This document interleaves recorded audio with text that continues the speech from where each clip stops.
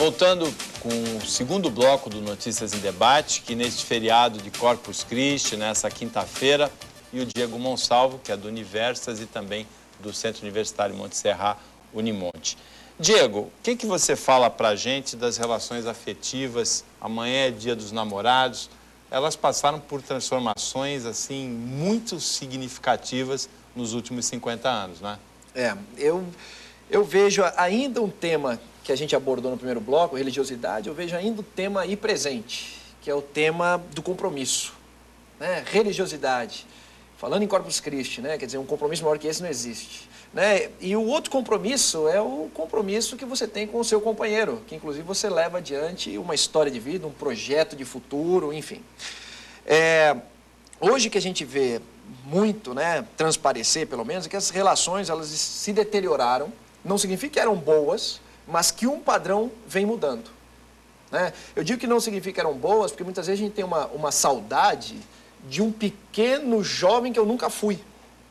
Ah, no meu tempo, seu tempo era tão terrível quanto agora, de maneira diferente. O problema é que hoje nós temos um relativismo, né, e filosófico por trás disso tudo, muito grande em todas as relações. Né? O que o Galvanese já tinha citado com relação à fragmentação, até do próprio pensar nesse sentido. E o que a gente percebe é que as relações se transformaram em vítimas disso. Né? As pessoas se relacionam de maneira fragmentada. Então, o que acontece? Você não se dá por inteiro, né? Você não se doa de fato ao outro, ao próximo, enfim, especificamente numa relação amorosa. Então, você tem no outro muito mais um personagem que você criou, muito mais uma posse, né, que você adquiriu.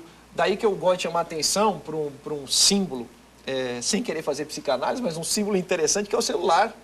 O celular é a coleira moderna, né? Só que é uma coleira de humanos, né? Porque geralmente o namorado, a propaganda dos celulares diz assim, compre o seu namorado, né? Quer dizer, é assim, persiga o seu namorado, né? E você persiga a sua namorada, e etc e tal.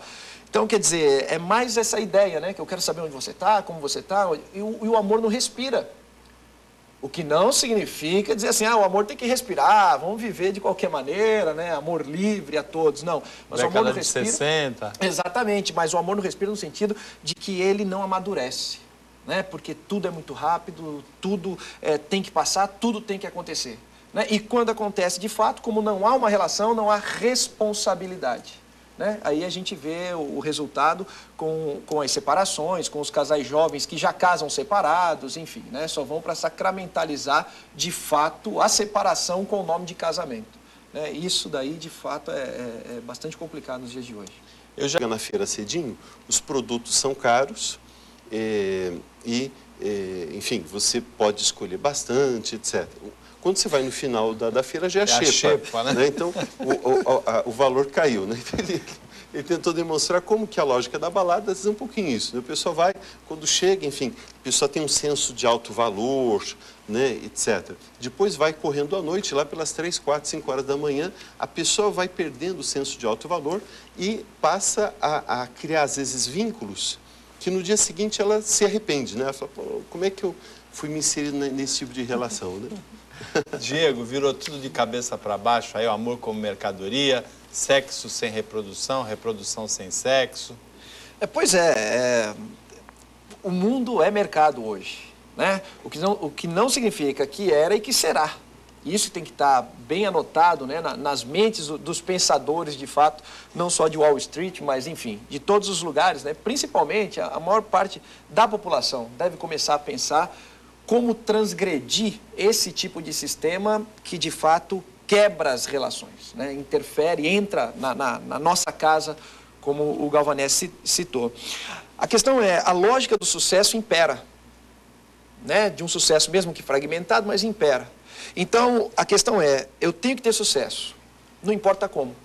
Né? A televisão vende sucesso, tudo é mercadoria, enfim, é uma mercadoria de sucesso para ser vendida, para ser exposta e etc. Eu lembro que uma vez me perguntaram sobre a questão, até para uma matéria de jornal, sobre a questão de uma atriz que fez uma prostituta numa novela e virou um fenômeno. Ela não era a principal, se tornou a principal de uma novela da Globo, das 8, agora não me recordo. Era a Camila Pitanga, a atriz. E me perguntaram, pô, que fenômeno é esse? E, sinceramente, não tem fenômeno nenhum.